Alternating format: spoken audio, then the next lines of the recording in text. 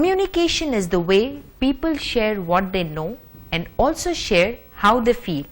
Speaking and listening, reading and writing, a child's cry, a friend's warm hug, a handshake, a pat on the back, a frown, all are means of communication. They convey something, a message from the sender to the receiver. From times immemorial, there has been some form of communication.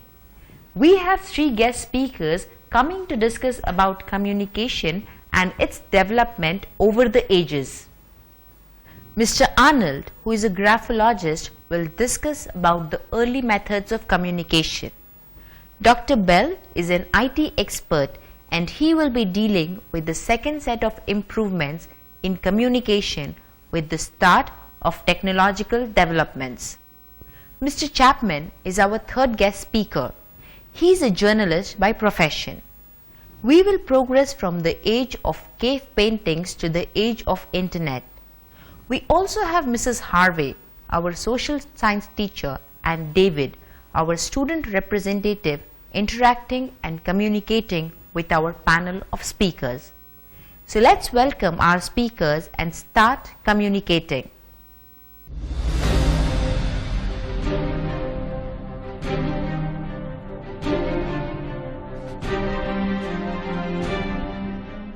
Welcome, Mr. Arnold.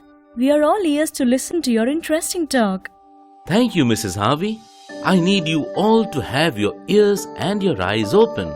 I am putting up a few phrases on the board. Can you tell me what these mean to you?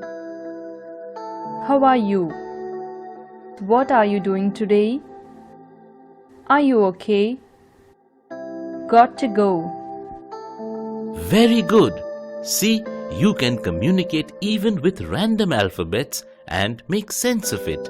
Let's first see what is communication. Communication is simply the act of transferring information from one place to another. It requires a sender, a message, and a recipient. The goal of any communication process is to understand the message. There are different categories of communication.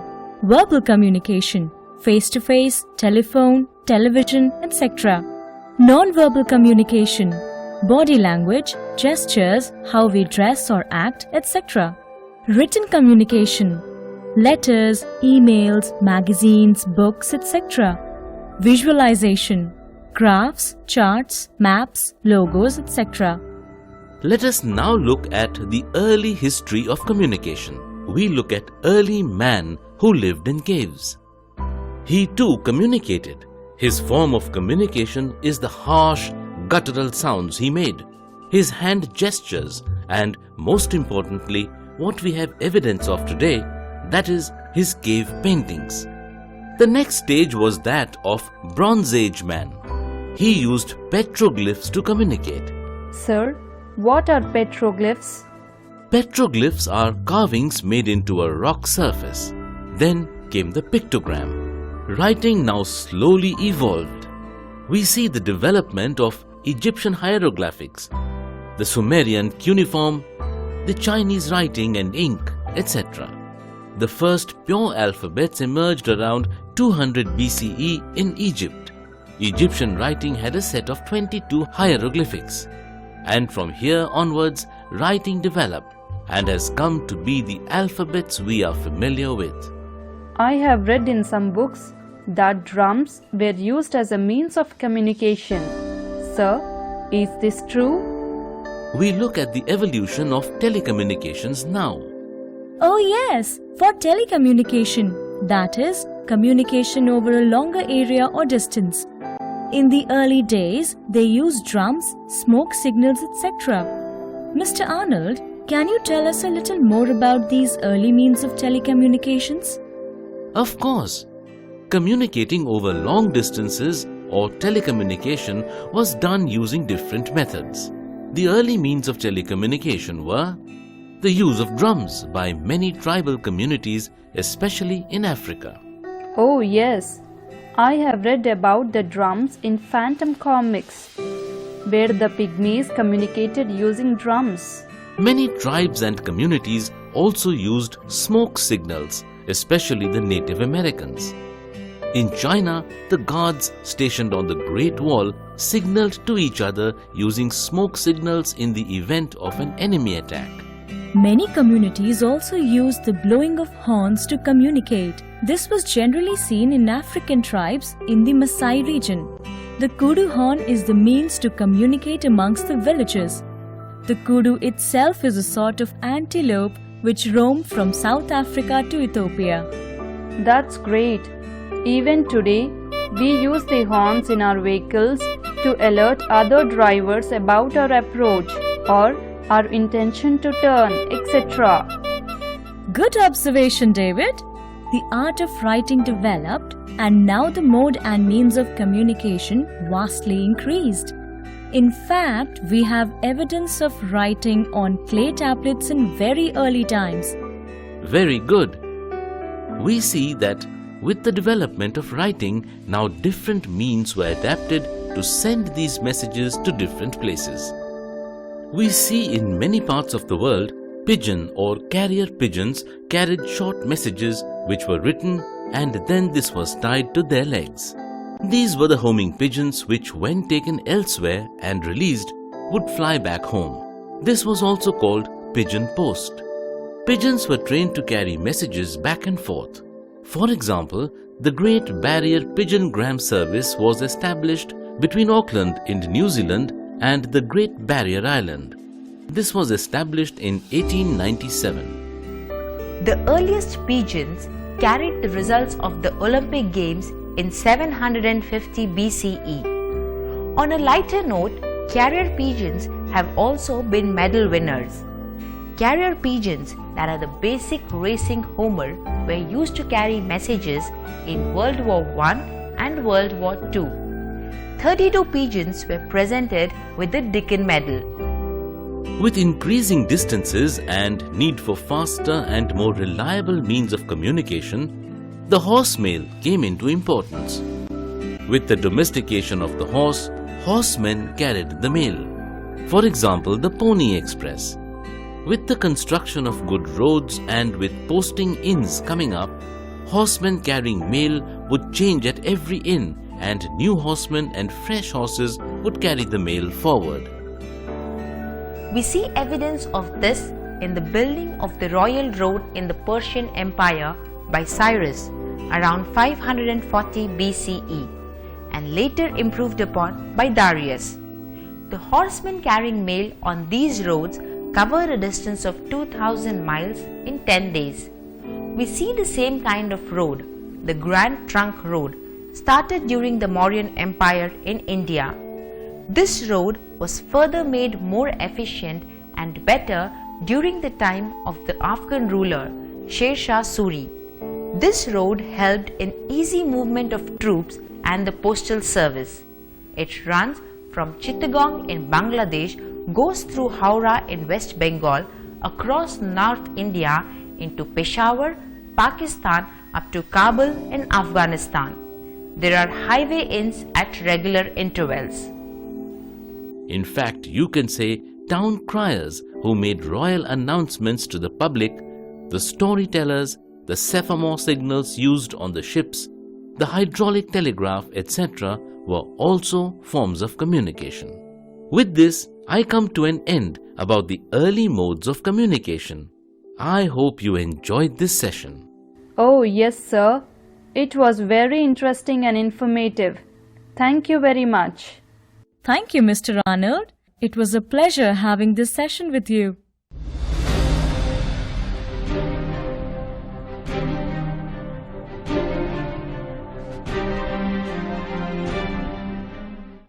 Let us now welcome Dr. Bell, who will take us through the new and exciting stage when man stepped into the modern world of communication. Hello, Mr. Bell. Welcome to our...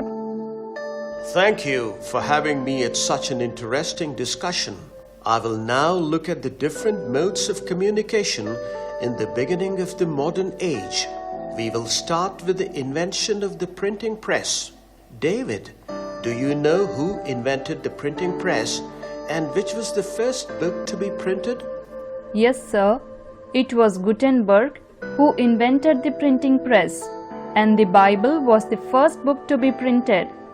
Yes, it was Johann Gutenberg who in 1450 invented the printing press to print the Bible in Mainz, Germany. From here it spread to other parts of Europe. Correct.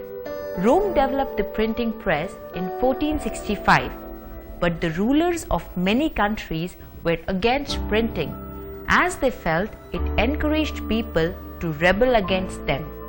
Printing grew only from the 18th century.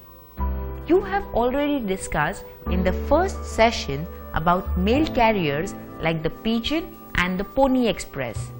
We will now look at the role of the modern day post office and its functions. I am a very enthusiastic philatelist.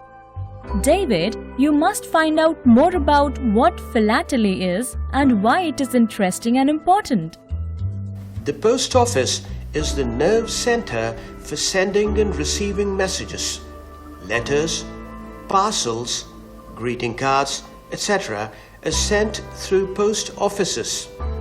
We can buy inland letter, airmail letter, postcards, envelopes, stamps, etc. at the post office. We can send money to a relative or a friend through the postal system, and this is known as money order.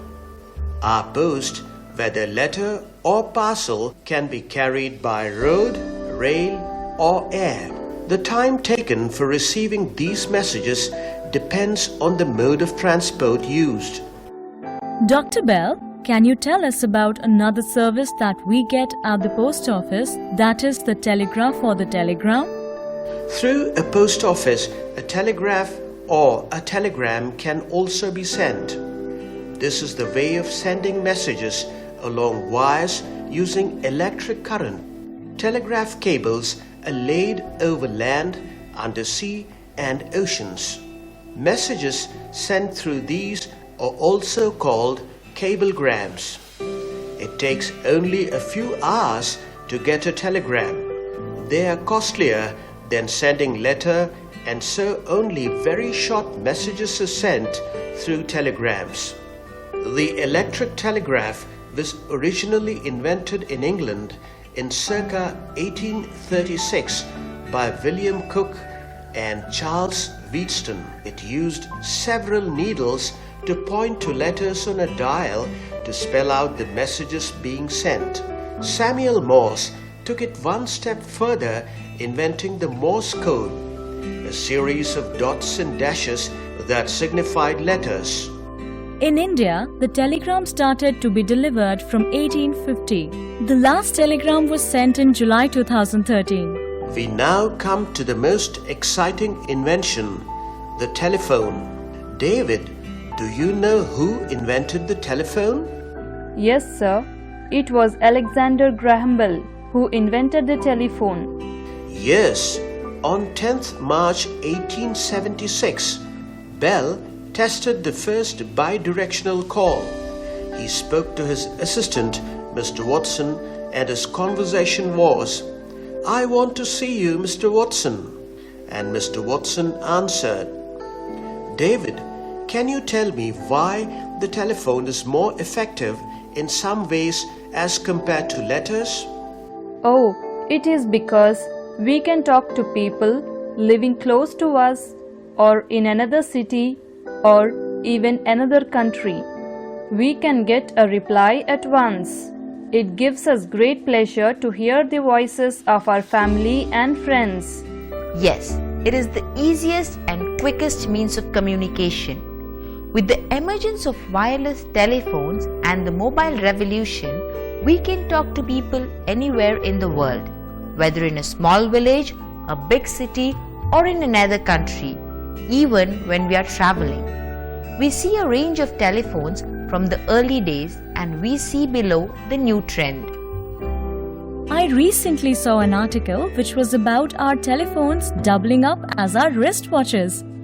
Sir, I have seen on the telephone booths some words painted like STD, ISD, etc. What do they stand for? STD stands for Subscriber Trunk Dialing. It is the telephone system which allows subscribers to dial trunk calls without operator assistance. ISD stands for International Subscriber Dialing. Here, the system allows a subscriber to call an international number without going through an operator. So, telephones and cell phones help us make local calls within our city, to different states in our country, and also to other countries.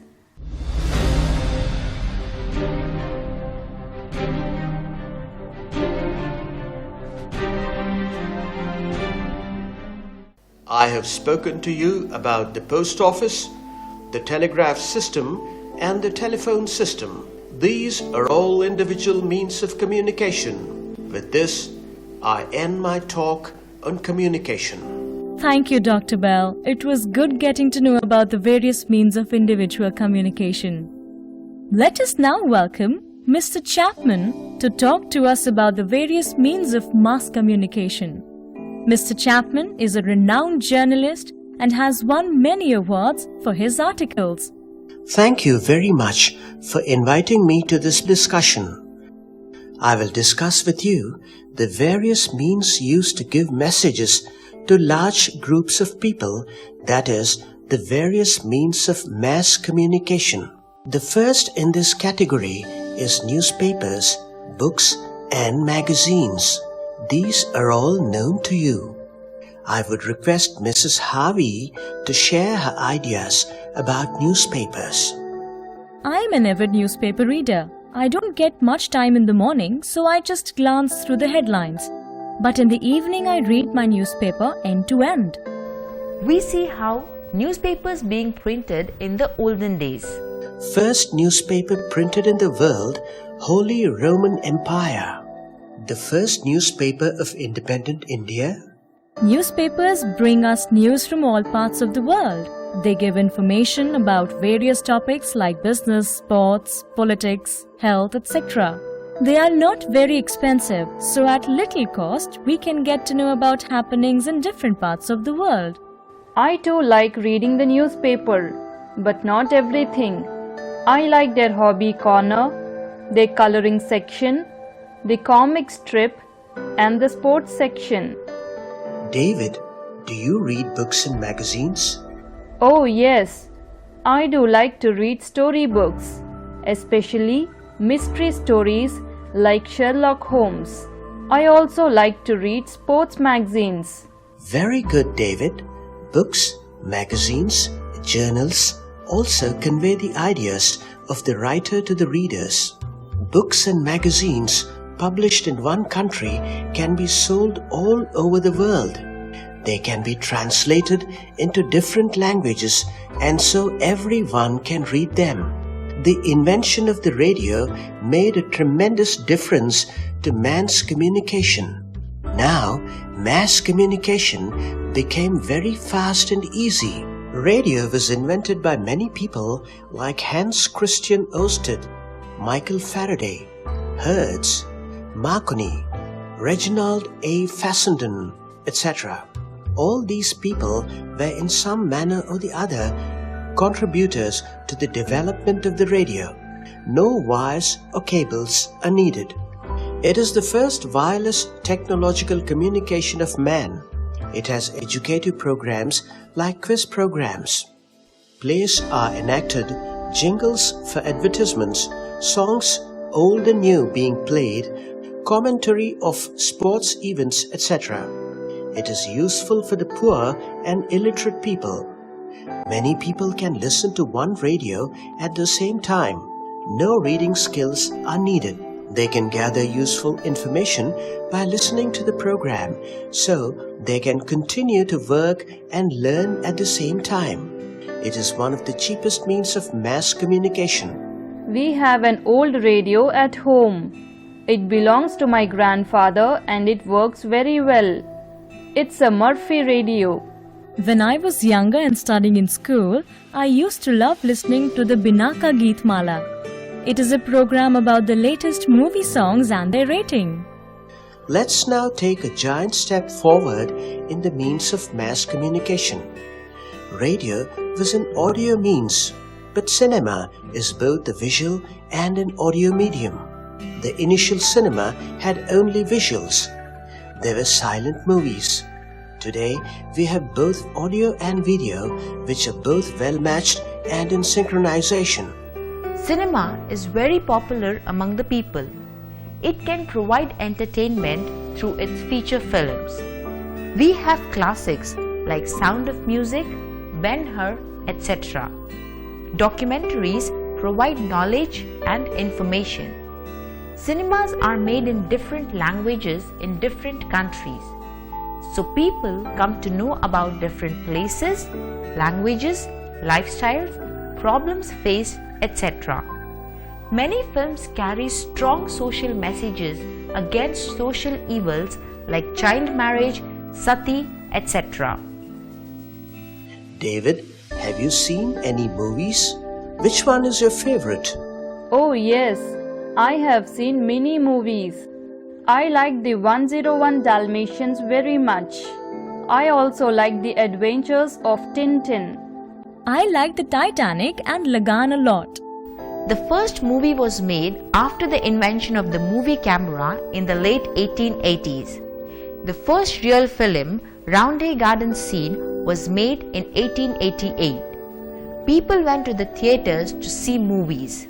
Then with the invention of television, we had entertainment, information, weather reports, sports, events, etc. coming into our homes. The television, or TV as it is popularly known, is the effort of many inventors in many countries. It is most closely associated with John Logie Baird, whom many considered as the inventor of the television. As you can see, the TV has undergone a major transformation, and today you have huge TV sets which might take up an entire wall. The TV has many advantages. It has both audio and video. We can hear and see what is happening in different places. We can view movies, documentaries, songs, news, sports events, etc. from the comfort of our homes. It is a very popular means of entertainment, information, and education. People gain insight into events, lifestyle, food, habits, etc. from all around the world. It helps in better understanding and brings people closer. Today, the TV can be connected to the internet through Wi-Fi and used like our computers. We can even access our emails on it. Today, with the advent of computers, laptops, iPads, etc., the world of communication has totally been revolutionized and changed. Yes, with the coming of the computer age, communication has entered a totally new phase. The catchphrase now is fast, faster, and fastest. The computer has transformed from a difficult, cumbersome, huge computer occupying an entire room to the earlier desktop, to ultra-slim laptop and the super light iPad. Charles Babbage is considered the father of computing and computers. Technology has grown by leaps and bounds, and communication in all forms is at our fingertips. I have heard of satellites being launched. Can you please tell me what these are? Satellites are man-made devices launched into space by a rocket. They orbit around the Earth. They are in space for long periods of time. Different satellites are launched for different purposes. Let's examine the different kinds of satellites. Weather satellite. These gather information about the weather around the world. They help us to know about the weather conditions. The information they provide is of use to the governments, airlines, travelers, farmers, etc. They help gather continuous and up-to-date information about the weather. I have seen the weather report after the news on TV channels. Now I understand how they help in updating us about weather conditions. Yes, so we can predict the weather conditions accurately, and this helps us in being prepared for disasters like earthquakes, floods, cyclones, etc. Meteorologists use weather satellites. Geographical satellite. They are also known as Earth Resource Satellite. These can show if the polar ice cap is melting, if food and resource crops are surviving, if there are reserves of metal ores and coal reserves, etc. The geographical satellites are very helpful in mapping the forest cover, in helping us know and preserve our natural resources. Communication satellites. They relay telephone and TV signals. They allow live transmission of events. For example, a cricket match may be played in England, but you can watch it sitting in the comfort of your room in any part of the world. It is possible to have live video and audio coverage and conferencing. So people in different parts of the world can take part in any discussion together. Such programs are called space bridges. Many satellites are fitted with powerful cameras. They take pictures of the Earth's surface and the atmosphere. These help in the weather prediction and making accurate maps, etc. There are many satellites like search and rescue satellites, astronomy satellites, navigation satellites, etc. These man-made satellites have acted as bridges between people of different countries around the world and so have made it seem that the world has become smaller. With this, I end my discussion about the developments in modern-day communications. I have enjoyed being a part of this discussion. Thank you for a great experience. Thank you, Mr. Chapman, for sharing your knowledge about these developments in communication. We will now look at advertisements as a medium of communication. David, can you tell me about any advertisement which you can remember? Yes, ma'am. I remember the Amul ads. It always said, "Utterly butterly delicious Amul." They keep changing their ads to suit the latest event. Newspaper and magazine ads have a limited reach as they are read only by the literate population. But radio and television ads have a much larger audience. Ads have a very powerful effect. They have had lifestyle-changing influences. We should not get carried away by ads. While buying a product, we must ascertain the quality. I like all the ads you have shown us. They are interesting and informative. I would love to be a jingle writer. With this, we come to the end of our discussion and our lesson. Thank you to our speakers.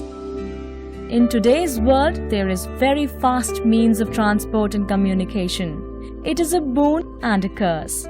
It is helpful during emergencies like floods, earthquakes, etc. by giving timely warning, which helps in evacuation of people and livestock. These very same developments can also be misused for war and destruction. It is now in man's hand how he is going to use these. We have seen that we need communication. Communication is necessary for business and factories. It helps people in trouble to contact police, fire departments, ambulances, and doctors. Our military forces would be useless and our government would not work without it. Transportation and food supplies would not meet the needs of the people. We would lose contact with our families and friends that live far away. There would be no radio or television stations to entertain us or movies to see. Society would surely not be the same as it is now. In future, we might have a mental connection with things. So all we have to do is think and it is ours. Computers will be able to visually connect with anyone in the world without cameras. Only the future will tell after all. Hundreds of years ago, no one would have dreamt of all the things we have today. With all the inventions and discoveries yet to be made, we are sure to go places. Till we meet next, happy learning.